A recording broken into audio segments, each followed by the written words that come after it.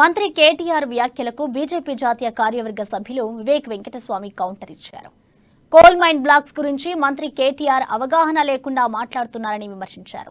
కమిషన్ల కోసమే తాడిచర్ల మైన్స్ ను కేసీఆర్ ప్రభుత్వం ఏఎంఆర్ కు అప్పగించిందని ఆరోపించారు. ఈ మైన్ లో 20,000 కోట్ల కుంభకోణం జరిగిందన్నారు. దీనివల్ల రాష్ట్ర ప్రభుత్వానికి 20,000 రూపాయల కోట్లు నష్టం వాటిల్లిందన్నారు. వారి ఓపెన్ టెండర్స్ పిలవడం జరిగింది.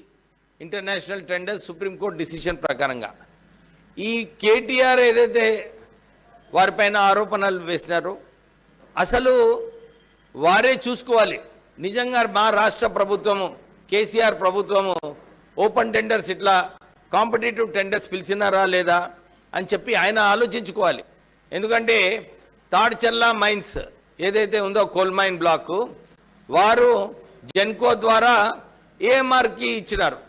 అది కూడా ఏం ధరలో ఇచ్చినారు? 3,500 రూపాయలు పర్ టన్. రాజగోపాల్ రెడ్డికి 550 రూపాయలు పర్ టన్ వస్తే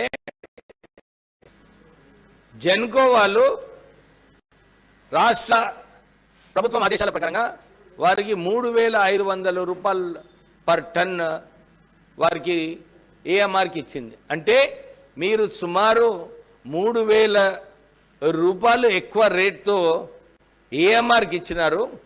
అసలు దీంట్లో కుంభకోణం ఎవరు చేస్తున్నారు?